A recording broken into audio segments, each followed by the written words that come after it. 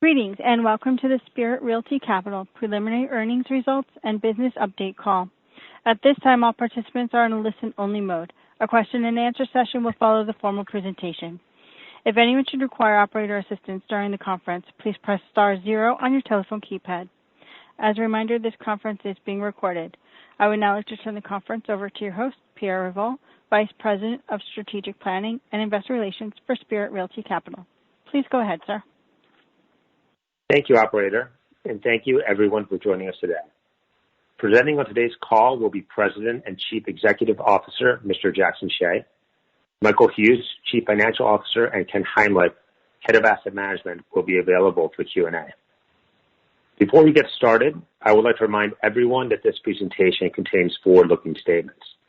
Although the company believes these forward-looking statements are based upon reasonable assumptions, they are subject to known and unknown risks and uncertainties that can cause actual results to differ materially from those currently anticipated due to a number of factors. I'd refer you to the safe harbor statement in today's preliminary earnings release and presentation, as well as our most recent filings with the SEC for a detailed discussion of the risk factors relating to these forward-looking statements. This presentation also contains certain non-GAAP measures. Reconciliation of non-GAAP financial measures to most directly comparable GAAP measures are included in today's release and presentation furnished to the SEC under Form 8-K. Both today's preliminary earnings release and presentation are available on the Investor Relations page of the company's website. For our prepared remarks, I'm now pleased to introduce Mr. Jackson Hsieh. Jackson? Thanks, Pierre. And good morning. Like many of you, I'm here live from our Dallas home, speaking to you under my iPhone.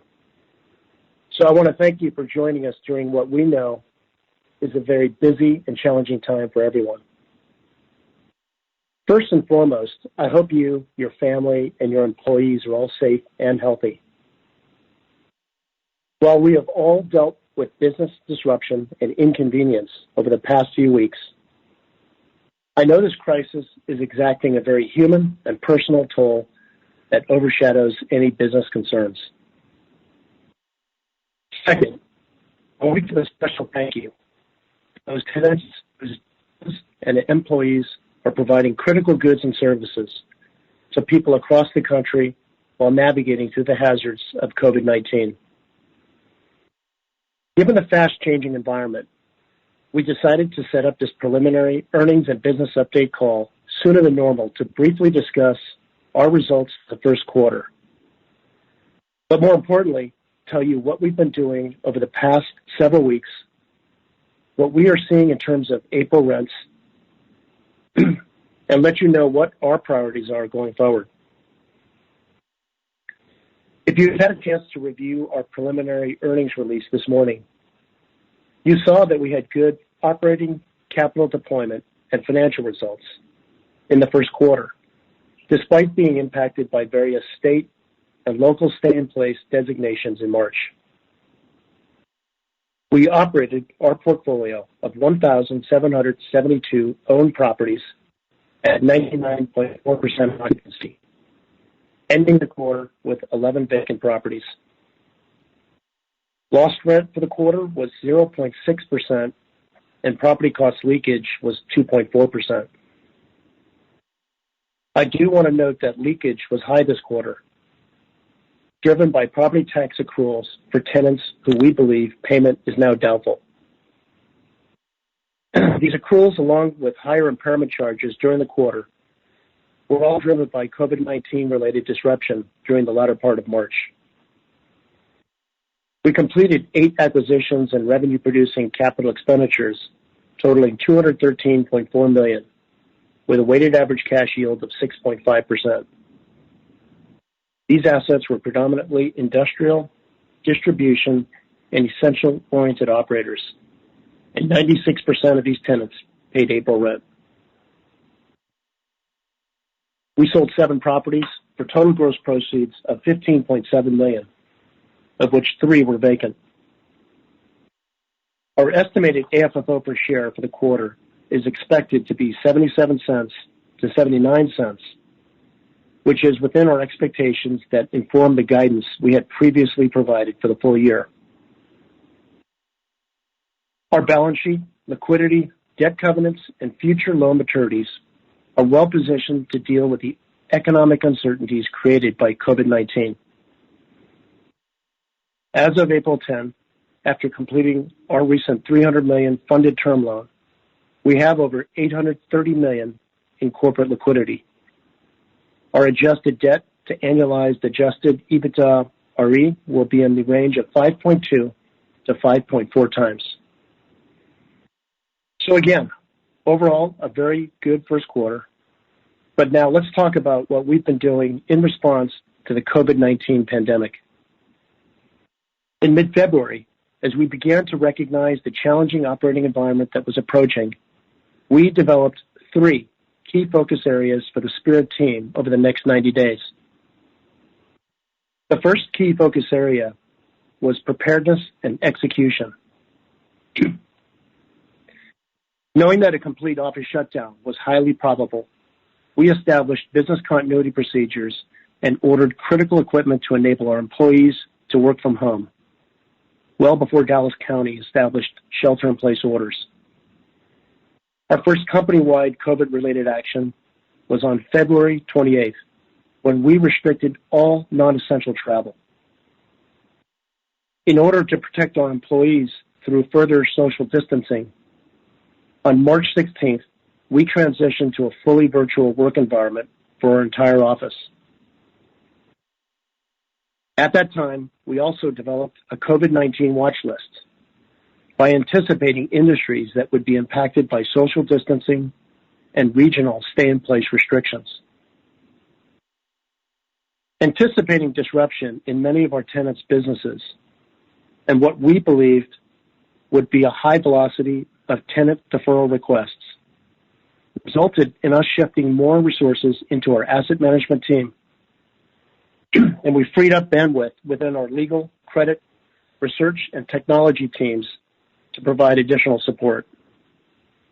We also implemented newly designed processes, protocols, and business intelligence dashboards to capture additional credit metrics, operations status, ownership classification, and deferral logs. Our second key focus was leveraging our extensive experience of our asset management platform. As I said at our December Investor Day event, asset management is the centerpiece of our operations, and the quality of our personnel reflects that priority. Of our 85 employees, 28 are members of the asset management platform. Headed by Ken Heimlich, with over 30 years of asset management and workout experience at GE Capital, Trust Street Properties, and C&L American Properties Fund, our asset management team is built to navigate the challenges brought on by the current environment. In addition, as you may recall from Investor Day, the entire acquisitions team is comprised of former experienced asset managers. We've taken advantage of this resource and conscripted our entire acquisition team to work in asset management during this challenging time. Lastly, we have 4 of our in-house attorneys and 2 paralegals exclusively supporting the asset management platform. Taken together, and including the focus of our executive management team, including myself, we've devoted over half of our employees to the asset management function, on the front lines, working daily with our tenants. I can tell you that this approach is working, and I'm highly confident in the talent we bring to bear to confront this challenge. Our third key focus was to strengthen our balance sheet and liquidity. Over the past 3 years, we have intentionally forged a fortress balance sheet with an acute focus on conservative leverage and liquidity. I saw firsthand in 2008, and 2001, and 1998, and 1987 how quickly things can turn. As the COVID-19 pandemic began to unfold, we took the important step to further strengthen our liquidity position by raising an additional $300 million of term loan proceeds at a very attractive borrowing cost, bringing our total liquidity in excess of $830 million. Our strong liquidity position gives us the ability to repay debt that matures in 2021, assist our tenants in working through these challenging times, and notably to be opportunistic when attractive acquisitions present themselves. So now let's talk more specifically about our tenants, our portfolio, and where we are to date.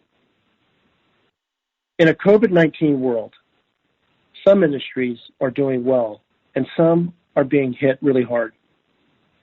The most resilient industries in our portfolio include grocery, drugstores, convenience stores, professional services, warehouse stores, logistics and distribution, office supplies, pet supplies, dollar stores, and home improvement. The most challenged industries in our portfolio are movie theaters, gyms, entertainment, and casual dining. We began reaching out and having discussions with our tenants in early March as state governments were rolling out stay-at-home recommendations. The types of discussions and negotiations have depended on the particulars for that specific tenant, such as their financial performance, access to liquidity, their industry, the lease structure, and their geographic location, namely the extent to which a government action has forced their closure. So far, we have received and are evaluating 126 tenant requests. There are a few points I want you to walk away with as it pertains to rent deferral requests. First, all the rent deferral requests we are evaluating are rent deferrals and not rent forgiveness. Second, we are evaluating each tenant deferral situation on an individual basis, and by no means does a request for a rent deferral result in an agreement. While we will absolutely work with and support tenants in order to get them back on track, we will also enforce our contractual rights under our leases.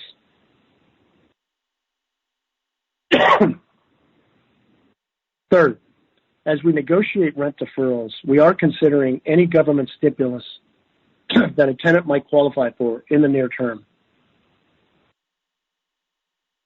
And finally, many of you have heard of tenants who certainly can pay rent, but choose not to. We believe this is an unfair burden to place on landlords and actually impedes our ability to assist smaller, more challenged tenants, and we will pursue all of our rights and remedies under our leases to the fullest extent in those situations.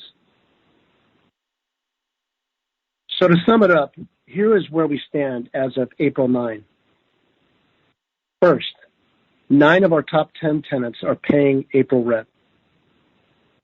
Second, 17 of our top 20 tenants are paying April rent, including one that made a partial payment on some of their stores. That's a total equivalent of 83% of our top 20 tenants' contractual rent. Third, 62% of our properties are fully open and operating. 10% are partially open by providing either curbside service, takeout, or pickup, and 28% of our properties are closed.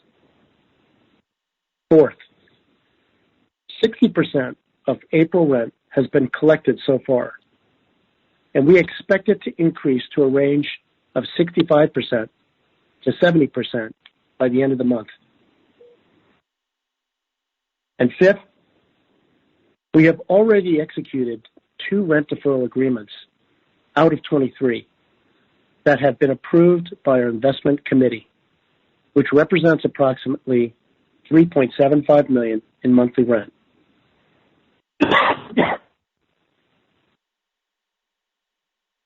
I hope those statistics give you some better insight into what we're seeing. I want to thank my entire team for pulling this information together in a very short period of time. Of our team, it is hardly a coincidence that we haven't skipped a beat in executing at an extremely high level for our shareholders. We spoke at length at Investor Day about the Spirit process and our company's 5 KPIs. Our balance sheet, our high-quality real estate portfolio, our defined and disciplined investment strategy, our strong operating systems, and our outstanding people. We didn't arrive at this situation by choice, but we came prepared. We paid it forward with a lot of work over the last 3 years, and the payoff is coming now. We built a fortress balance sheet and liquidity position. We constructed a durable, diversified, high-quality real estate portfolio. We have hired the best people. I wouldn't trade them for anyone. And perhaps most importantly, the fire this organization has been through since May 2017 has forged us into an unbreakable team, sharpened our skills, and given us the confidence to meet the challenges before us and be ready to take advantage of the opportunities that will undoubtedly unfold. As with any economic crisis, there will be winners and losers. I have every confidence this team and this company will come out ahead for our shareholders. With that, operator, we can open the line for questions. Thank you. At this time, we'll be conducting a question and answer session. If you'd like to ask a question, please press star 1 on your telephone keypad. A confirmation tone will indicate your line is in the question queue. You may press star 2 if you'd like to remove your question from the queue. For participants using speaker equipment, it may be necessary to pick up your handset before pressing the star keys. Our first question comes from the line of Anthony Paolone with J.P. Morgan. Please proceed with your question. Thank you, and thanks for doing this. I guess my first question is, can you maybe give us some examples or talk about some of the negotiations to defer rent and the scenario that, you know, it's collectible over the next, whether it's, 12 months, I think you talked about, and what needs to happen to business conditions to realistically, receive that and make that a realistic outcome? Sure. Good morning. Thanks, Anthony. I'll start with, our typical lease agreement. So, in a force majeure, economic rent is not precluded from a tenant's responsibilities. It's really generally related to non-monetary exclusions. So I'll tell you kind of our approach to deferral conversations so far. First of all, it's a very methodical approach. It starts with first a tenant request. Tenant request comes in, and then we will follow with a landlord information request that typically asks for most recent financial statements, balance sheet, cash flow, coverage. We'll then start a landlord analysis, which is, can this tenant pay rent? What are their sources of liquidity? Are they getting available relief from their lenders, their vendors, their franchisors, their employees? Are there government assistance programs that they can get as part of their program? If they're owned by a private equity firm, are the private equity firms willing to put more money in or defer fees? So our deferral approach, and I'll give you more examples in a minute, but I would say that they fall into 3 buckets. The first is a partner-oriented approach. We will work through this together and get through it. The second approach would be, we haven't heard from the tenant. They haven't paid rent. So we'll send a general notice saying, hey, you forgot to pay rent. You've got a 10-day grace period. We need to talk to you. And the third bucket would be those, and it's a small number, that can pay and won't pay. And in those cases, we will put a much harsher approach towards the deferral comment. I can tell you that I've been on many of these calls, Tony, and I would say for the large majority of our tenants, I've been so impressed with just the organization that these tenants are going through. And this started in sort of early to mid-March, where as things were turning down and closing down, tenants were giving us feedback real time on what they were doing with sales, closures, getting visibility. So I'll give you a good example on a couple of them that have been approved. One of them was recently was a Freddy frozen custard franchisee. So this store is still open. They're doing drive-through business and DoorDash. They called us on May 23rd, and basically they kept all of their salary workers in place. District managers were working in the stores. They started to cut back on hourly wages, and they asked for 1 month's rent deferral in April, and they basically agreed to pay it back before the end of June. So they're opening, and they're open and doing well. Before the crisis, this unit was doing about $1.7 million in sales and had pre-unit overhead 3 times coverage. The second is another franchisee. It's a multi-unit franchisee that does chicken. Units were about $1 million in sales per unit. That coverage was just a little bit north of 2 times. And they reached out to us at the end of March, and they were open. They're doing drive-through business, and they're seeing about 15% impact on the top line. The conversation started out first with, I need 3 months deferral. Then we asked them about where they are with the CARES Act, and they were actually able to get they believe they'll get proceeds through that channel. So we ended up negotiating actually a 1 month deferral in April, and they'll pay back without interest, by the end of June. To give you another example, we have another gym type operator. They're closed.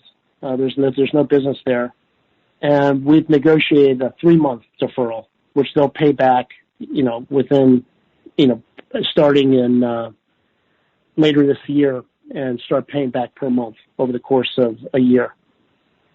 We've got another entertainment type asset that's closed, had really strong coverage before going into the crisis, north of 3 times, and they've asked for a 1 month deferral that they'll pay back over 6 months. So I would say that the thing you should come away with, if you get away from this conversation, is, we've only approved a small number of these requests because it takes time and diligence. We've got to go through an investment committee. And I can tell you that as time has gone on, the federal assistance and emergency aid that's come through has helped a number of our tenants, whether it be the Payment Protection Plan or the Main Street Lending Program. And, I'm so impressed with our tenants' ability to navigate through these challenging times. And I feel very good that we are going to get through this. Do you think that May will be better or worse just as this progresses? What we wanted to do is give you a snapshot into April. We're all watching, what the health professionals are telling us and watching the curves and seeing what these impacts of social distancing. I can tell you that our tenants are doing everything they can to maintain their operations, deal with their employees, push out vendors, push out franchisors. I'll tell you one other thing that's an interesting phenomenon right now. And we've talked about this with a couple of our tenants, especially that are in the restaurant business. Right now with the federal aid coming in, so people that have been furloughed generally are getting state unemployment, and that averages, and it depends on different states, but in this particular state we were talking about, their employees were getting $580 a week.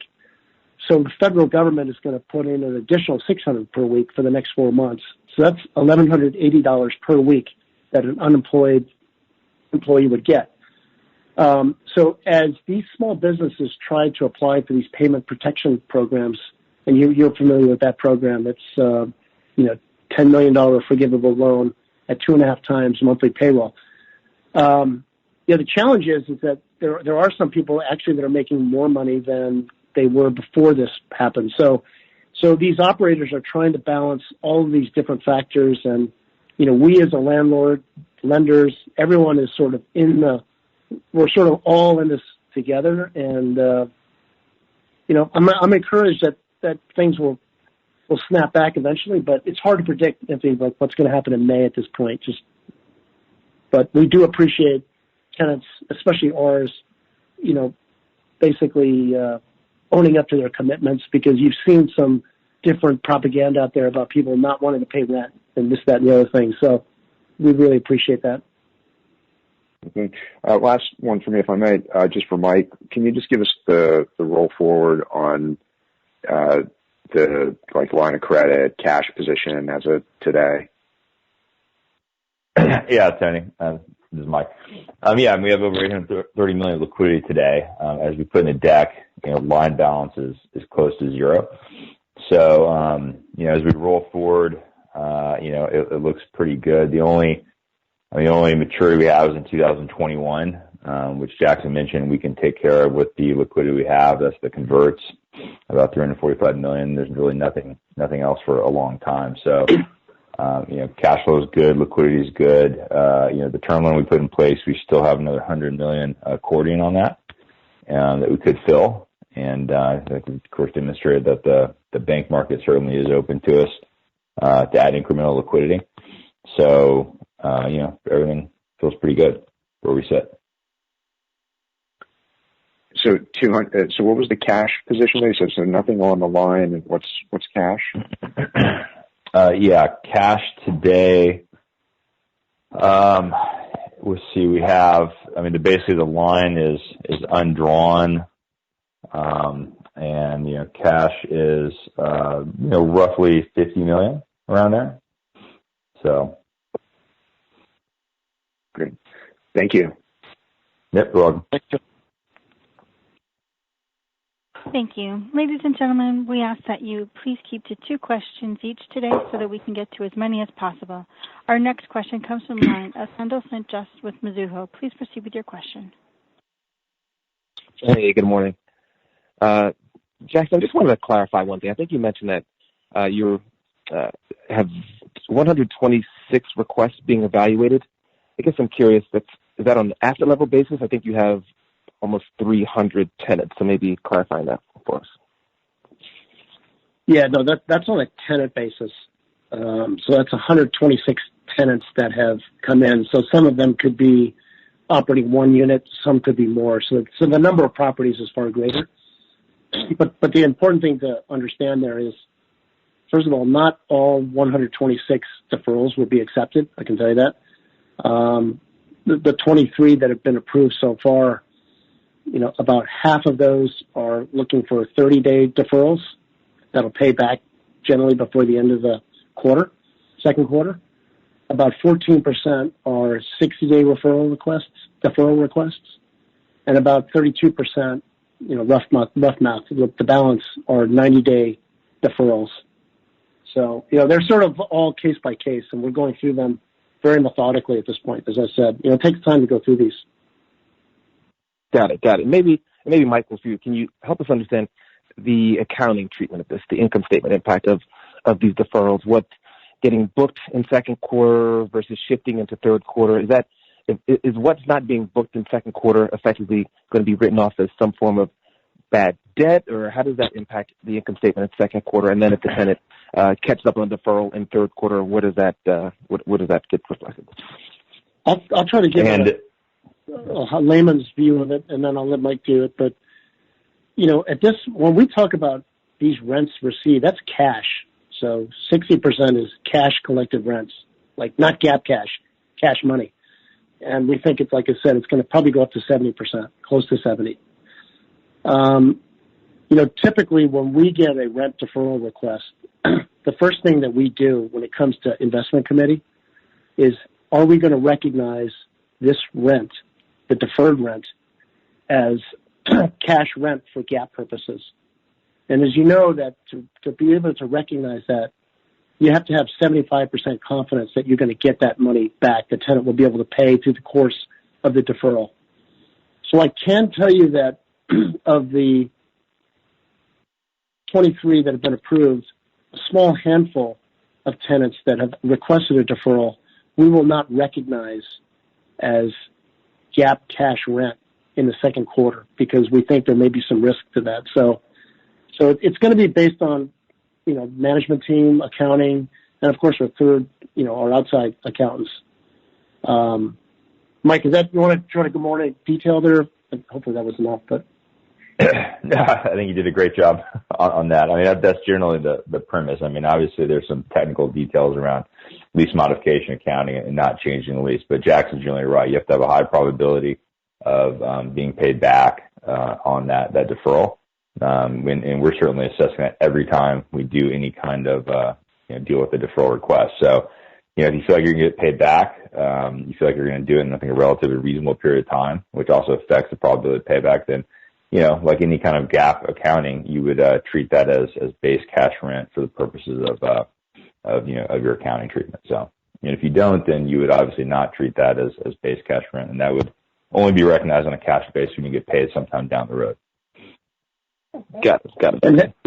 And Hendel, one thing I would note, it's, in order to do this, and I'm sure all of our peers are going through this exercise, it does take a lot of effort because, you've obviously got to be, hopefully, somewhat methodical about the process. Everything's got to be documented, goes through investment committee. We're constantly working between our asset management and accounting on the likelihood of collectability, are there impacts to impairment? Are we looking, thinking about tax accruals and things like that? So there is a tremendous amount of effort that we've had to put in place process-wise over the last, I'd say, 3 weeks. And it's been going pretty smoothly. But first of all, it'd be complicated to do if we were in the office, but we're now all remote. So I'm very happy that we set up all these processes well in advance of this sort of what I'll call onslaught of requests, because they started to come in, pretty fast and furiously in the last week and a half of the month of March. Got it. And Jackson, just a follow-up. I'm just curious, understanding that the COVID pandemic is temporary, thinking longer term, wondering, how this experience, the recent tenant level results, perhaps impacts your view on industry exposures. I understand, this is all so sudden, so new, but just thinking longer term, if there could be a view on perhaps less gyms, less movie theaters, less experiential. Just curious how you could be thinking about what we're experiencing today and how that might impact your views on the portfolio balance going forward. Thanks. No, it's a great question. And, it was something we were already thinking about before because, as you know from our Investor Day presentation, we talked about getting the company back up to $600 million in rents. One of the things, obviously, that's working for us today is tenants that are in the what I'll call essential category versus non-essential. So that's obviously one takeaway that we will really try to refine as we think about investment going forward. But the other thing that I think is really important is when you own critical, essential, you use this term a lot, mission-critical assets for tenants, they need to be in those places. They need to operate, especially if it's mission-critical. So they generally pay rent. So that is a really obviously important thesis. And I think for us, as it relates to assets that have more, quote, experiential, more social gathering type aspects to it, look, I could see us going forward on new deals, looking for, interest escrows for, 3 months in case that there's another forced closure, because it's not clear whether when we come back to work or when they open the country up, maybe they've got to close it again. We saw that in China, when they opened up, quote, the country, movie theaters were open that first weekend, then they closed them again. So I think going forward, if we're going to get into certain types of businesses, particularly entertainment, we might look at some additional new structures that could help us mitigate some of this, some of these closures. We have confidence in these assets. Gyms are going to come back very, very quickly once people reopen, because a lot of these gyms have monthly customers that they've frozen dues, and as soon as they reopen, they're going to turn those on and they'll be back.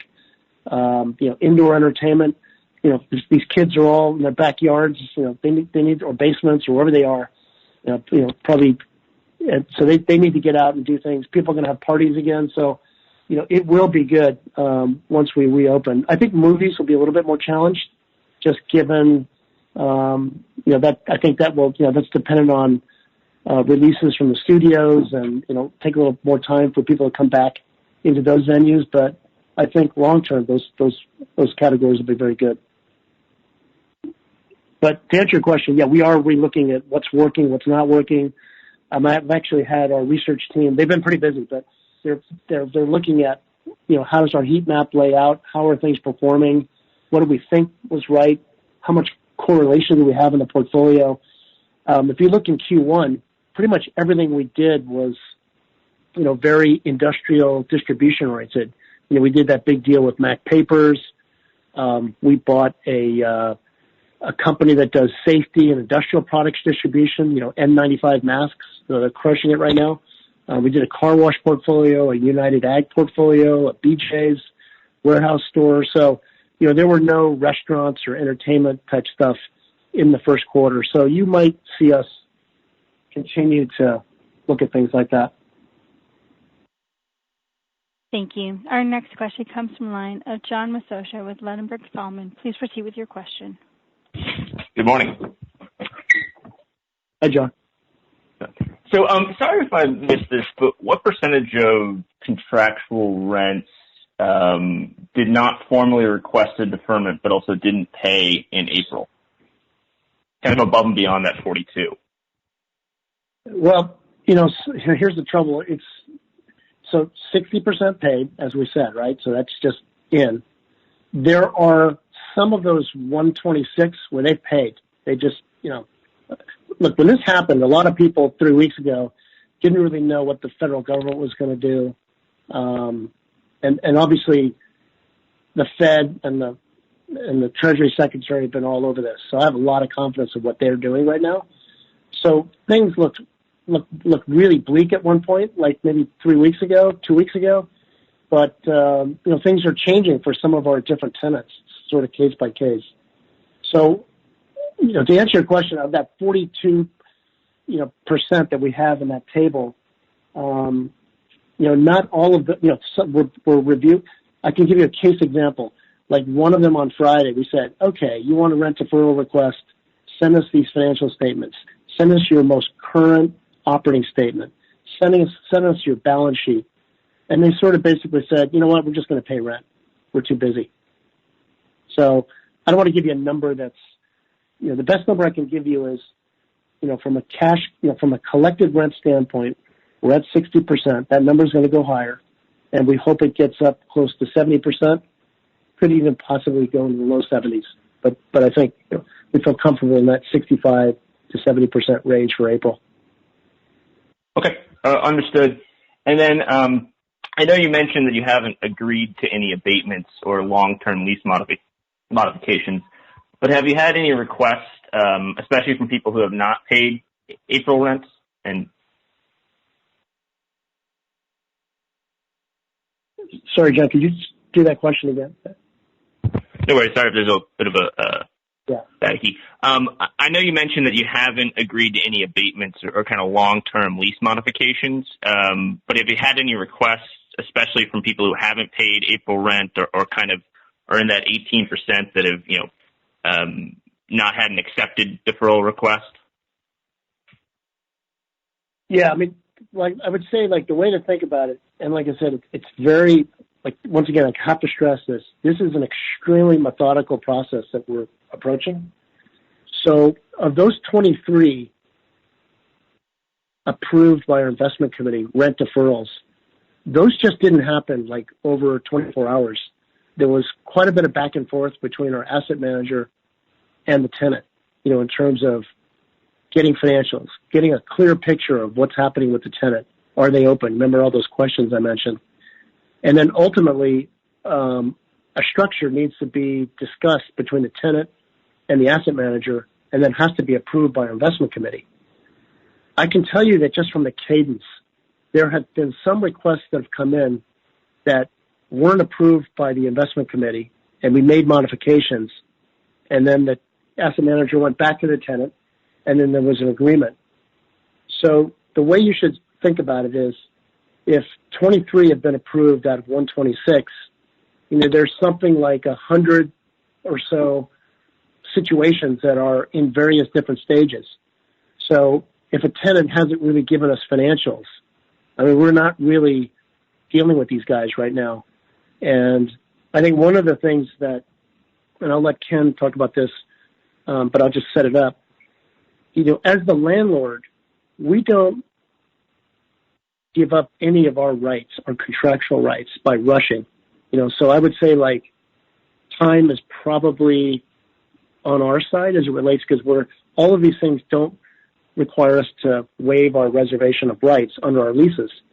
And, our typical lease has a 10-day grace period for rent.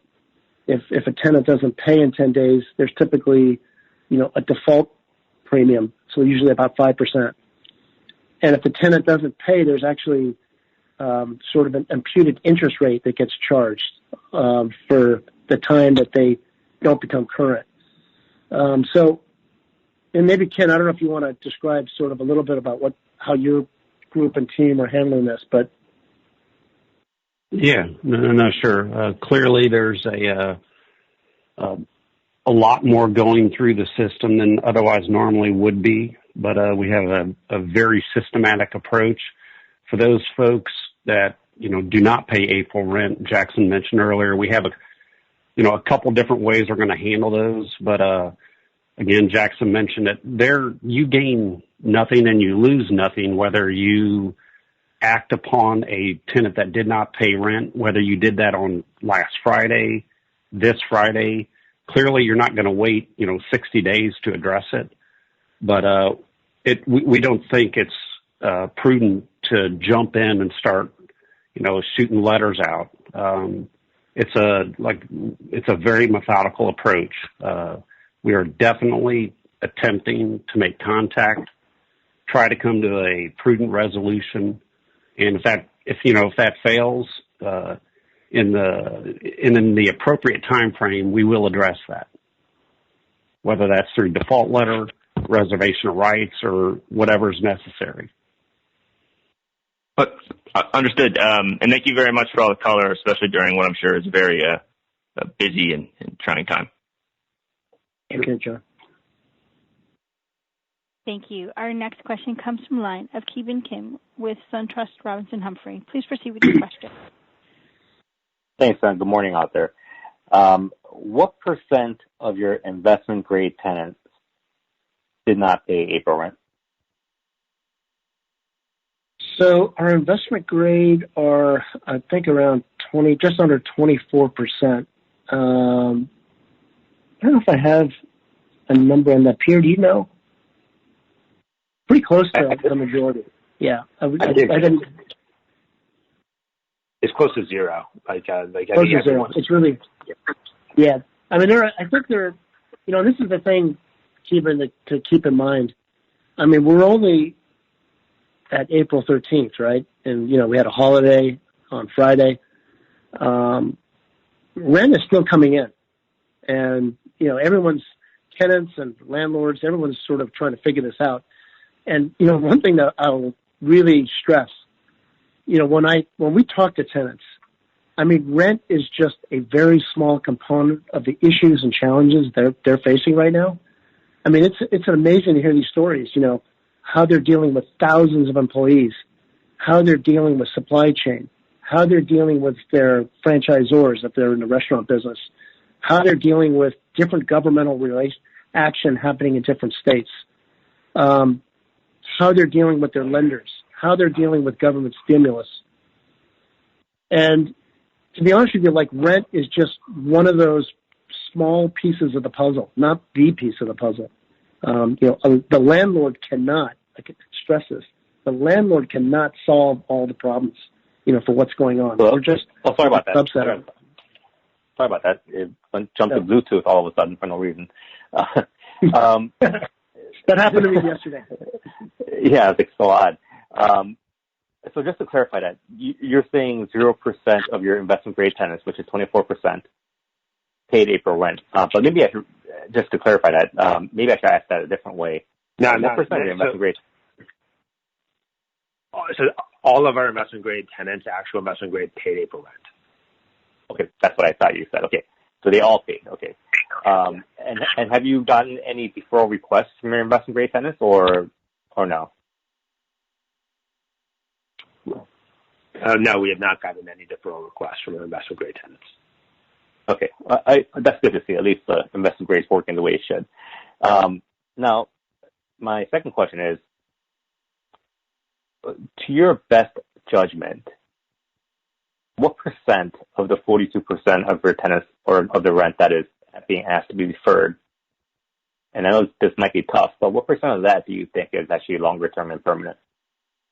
Because especially in the restaurant business, or actually any business at this point, but especially the restaurant business, you don't have the equity cushions or line of credits to sustain zero rent renewal months in that business. Yeah, I mean, I'll try to. Look, I know you're trying to forecast where it goes, but I mean, the way to think about these requests. So there are 126 of them, and like I said, I don't believe 126 will be approved, and I think of those 126, some will just pay. About 20% of those are public tenants. The second next category are franchise private operators, and the largest are private equity-owned companies. And I would say that, if you think about, and we tried to give this to you on page 5, if you think about the percentage and the number of tenants, and we'll go through what I'll call maybe the easier group. Quick serve restaurants, many of them are actually open already, right? They're just open and operating either through a drive-through, a pickup, or DoorDash. And so they're seeing, in just some rough numbers, they're seeing about a 20% decline in their business. Casual dining, depending on what type of casual dining it is, a good majority of our stores are open, but they're just providing select delivery, select menu. Look, they're not making a whole lot of money. They're keeping staff paid, kitchen staff, but it's more problematic to that group. And within the higher end casual dining, many of the stores are actually closed. So I believe that casual dining will not recover as quickly. It will recover, but not as quickly as quick serve when we come back. I think on health and fitness, as I mentioned, because a lot of our operators charge monthly dues, that's going to open up fairly quickly, I believe, once the all clear is announced. And if you listen to what's happening, it's going to be a rolling all clear. So as different states and different areas start to reopen, you'll start seeing health and fitness reopen. I think entertainment is probably will take a little bit more time. So Topgolf, that's really easy. So outside, and when they reopen, I think you'll see a lot of people gravitate towards that. I think some of the indoor ones that are providing more, games and bowling and slot, for your video games, that type of thing, birthday parties. I think that those operators are really thinking through, how do we make our customers feel safe? And they may, I'm sure wiping down, having wipes all over the units will be real helpful. I think maybe checking temperatures might be really helpful. The group that will probably be the longest to recover will be movie theaters. And that's simply a result of, if they're related to what's going on with the box office. And I'm sure you've heard there's a tremendous slate of great movies that have been backed up that will come out through that distribution channel. But, my own judgment is that will take the longest. And for us, as we structure these deferrals, that one will probably take more attention versus just a 1 month deferral like some of these other categories. I don't know if that helps you, but.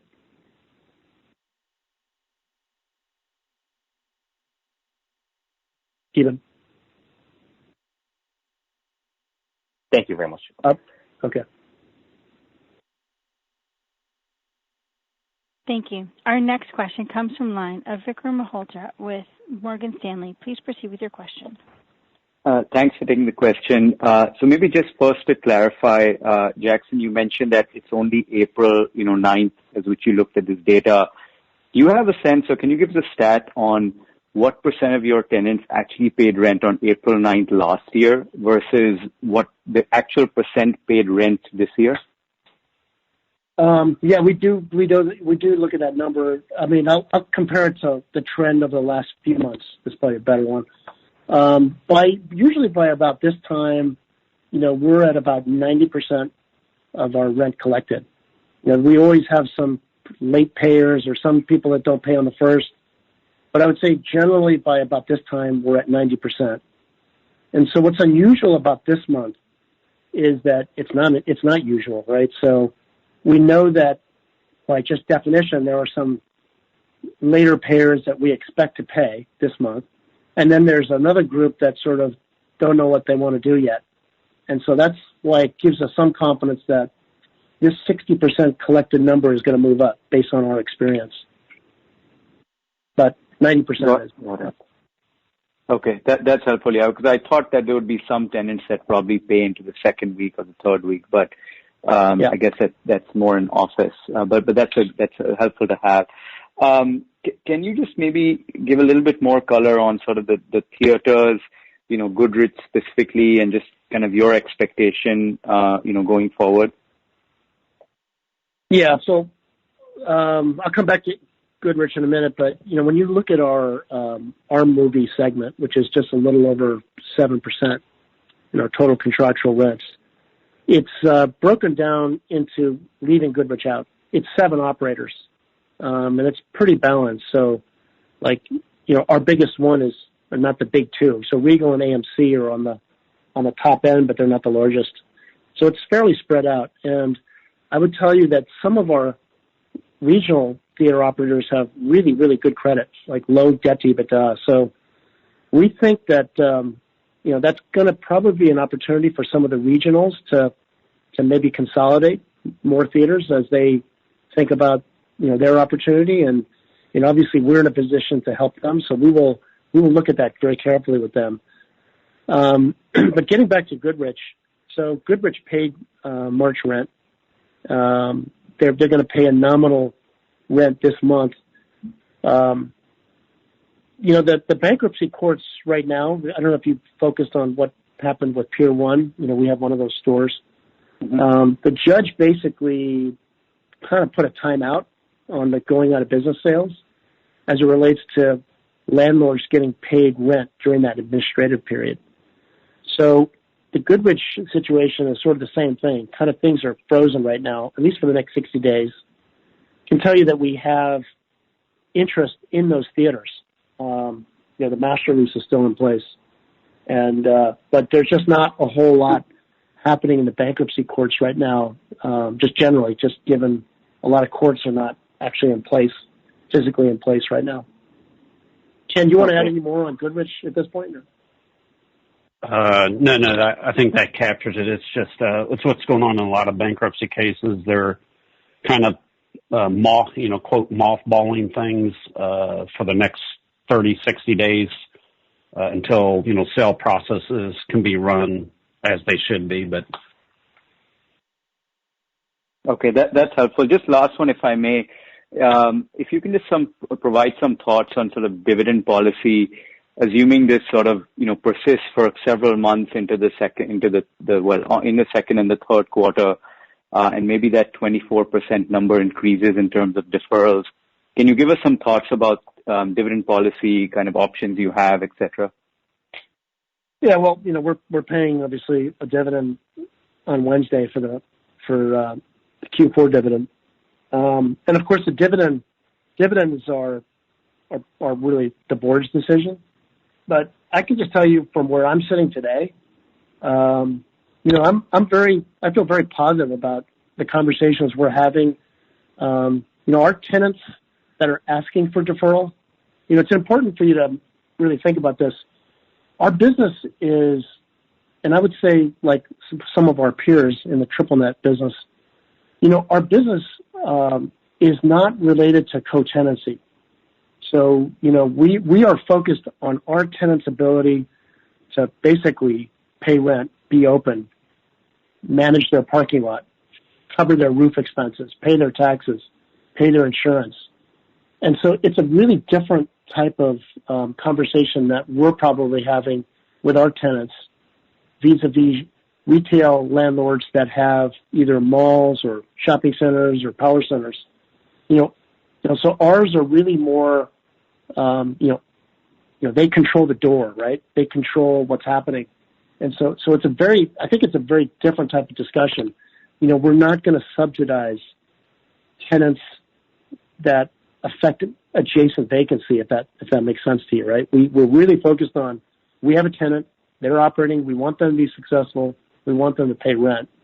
So as it relates to dividends, from my perspective today, we have the wherewithal to maintain it. It's going to be the board's decision, and we feel really good about what we're seeing right now. This is only April, but what I can tell you is that the conversations that we're having with our tenants on deferrals, it's very methodical.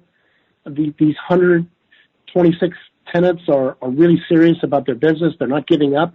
That's what's really, for me, really impressive.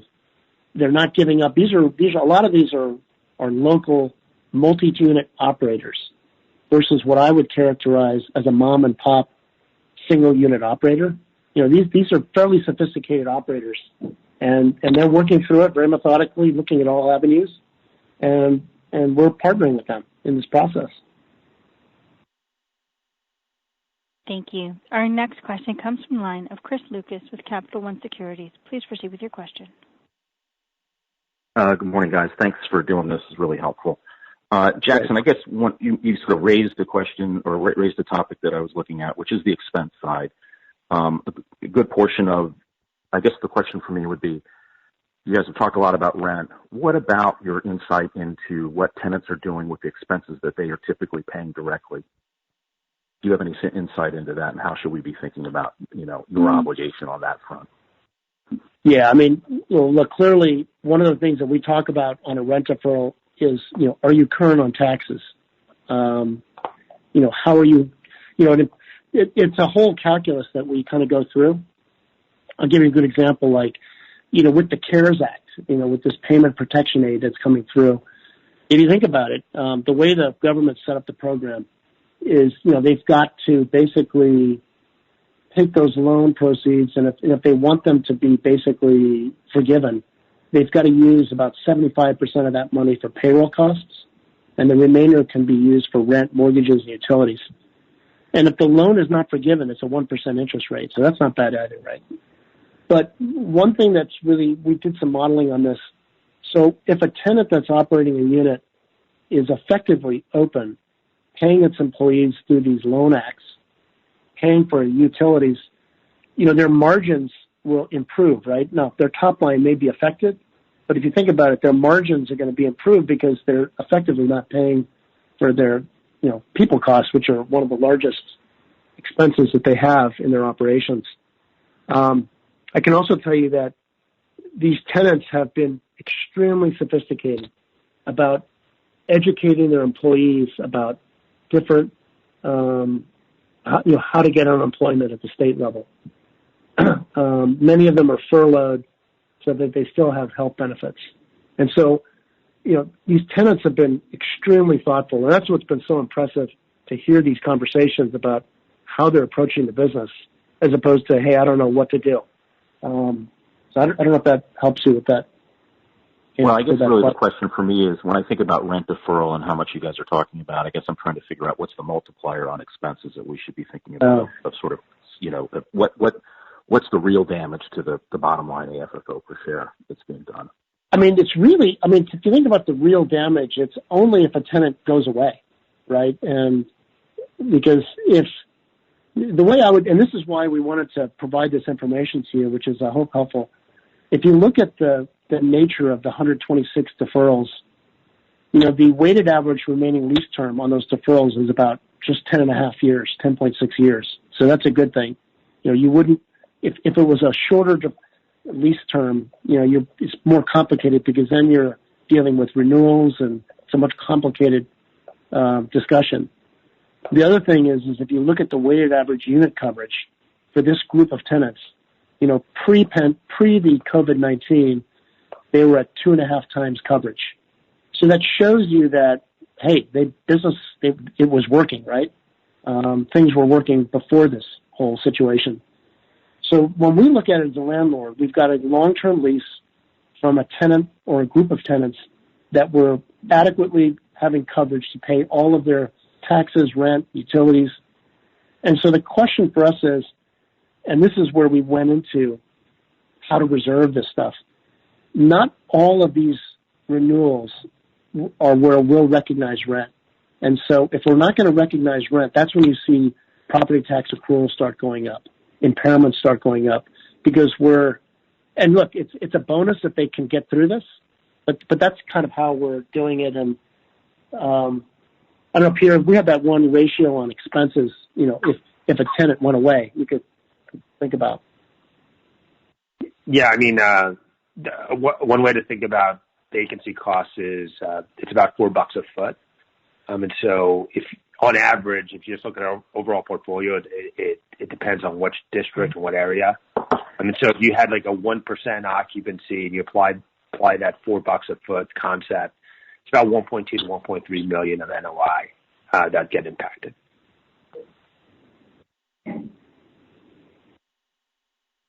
Thank you. Our next question comes from the line of Wes Golladay with RBC. Please proceed with your question.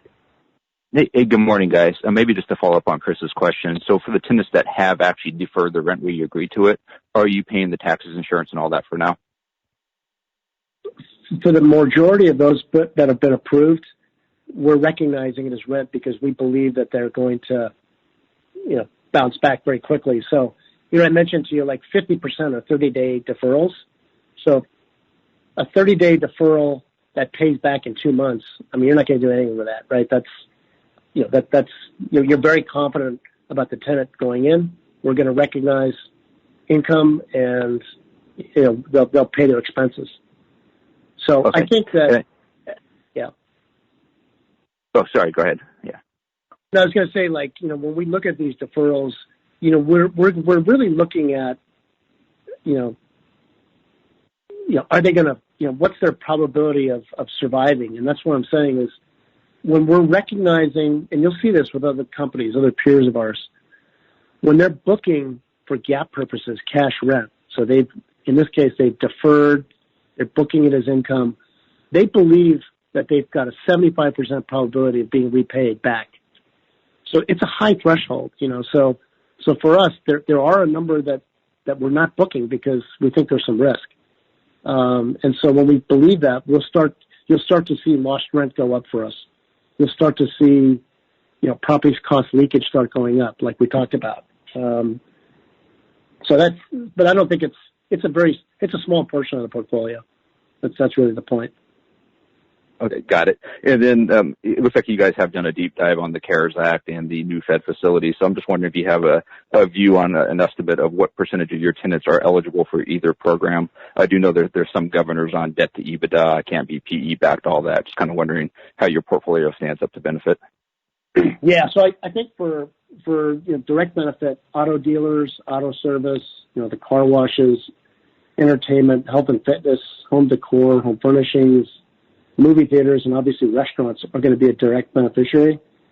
The way this small business protection aid works is, it's 500 employees or less subject to affiliation rules, right? Except for, when you look at these NAIC small business codes, 72, which is really restaurants and franchisees, that designation is 500 per location. Now, you might have a private equity firm that owns a large large restaurant chain. They're probably only going to max out at 10 million, no matter what. But, the other program that I think is interesting, and it's fairly, I'm kind of want to get some feedback. I haven't gotten it directly from tenants, is that Main Street lending program, which is like the $600 billion program that provides loans recourse up to businesses with 10,000 employees. And that loan is, from $1 million to $25 million kind of loan. And then there's an expanded loan facility that can go up to, I believe, $150 million. So for certain eligible borrowers where their debt to EBITDA is no greater than 6 times. So, look, these packages are still rolling out too, right? So, I have confidence that the government is hearing, industries in need. So obviously you've got the restaurant industry in there. You've got hotels, airlines, other industries that are being impacted by, the energy industry, autos. There's just a lot of things happening right now. So this is all happening real time, but I do think the government is being pretty sensible about this. Yeah, that's it for me, and thank you for hosting the call at this, time where there's a lot of unknowns. So thank you. Yeah, no, we appreciate it. Thanks. Thank you. Our next question comes from the line of Greg McGinnis with Scotiabank. Please proceed with your question. Hey, good morning. Jackson, I believe you mentioned about half the requests for rent deferrals are for 1 month deferrals. Just curious what your confidence level is you're not going to be having these same conversations with those tenants next month. Can't guarantee it. I can tell you that because I've been in investment committee on each one of these, and you look at the numbers. I would say for the 30-day deferrals, the ones that just went through, I have a pretty high confidence in those because a lot of those situations, the tenant has access to the payment protection programs, and a lot of those tenants were actually doing okay and they were operating. So I think those will be okay. The ones where you have real closure are a little bit more challenging, and that companies can't just keep paying expenses if they're closed forever unless they get government assistance. The other thing about just going back to deferrals and tenants and things like that, I did say, what's important for us is, and this is why I think our tenant rent will go up as the month continues to move forward. Tenants that can pay rent really should pay rent. So I call tenants that can pay rent, they have the financial wherewithal to do it. If they don't do it, it obviously impacts our ability. We don't have infinite balance sheet to help tenants that really need our help. But I think some of the other longer term, and this is one discussion I had with a tenant, I said, you really have to think very carefully about trying to cut, a month or 2 months off when you can clearly pay this rent. Because, the other unintended consequence this could have on a tenant is that they, if they have a lot of assets that are owned through the 1031 market, some of those buyers have, mortgage debt on these properties or CMBS on these properties. And, that will trickle down into a perception of higher risk. That'll impact future developers as they build these units, which means that they'll need more yield and which will mean more higher rent in effect or less proceeds to these tenants.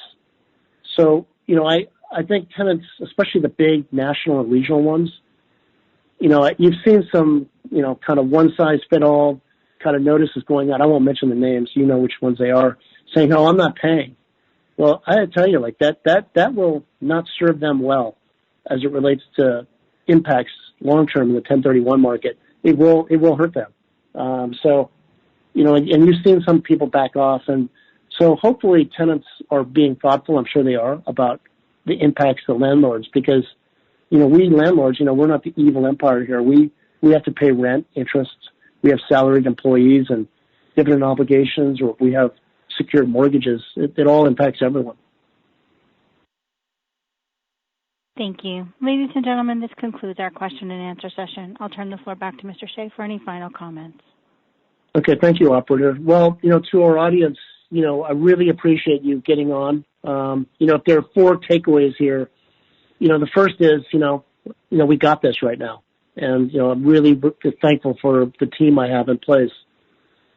I think if you've heard this, I think our business model, which is owning essential freestanding, and retail properties, is not a 4-letter word. We don't manage adjacent occupancy. Our portfolio is predominantly national, regional, and local multi-unit operators versus mom and pop operators. And as we get back to growing rent through acquisitions, we will add more dimension to essential services and what we've learned, out of this, pandemic. So appreciate your attention and be safe and look forward to speaking with you all soon. Take care. Thank you, operator. Thank you. This concludes today's teleconference. You may disconnect your lines at this time. Thank you for your participation.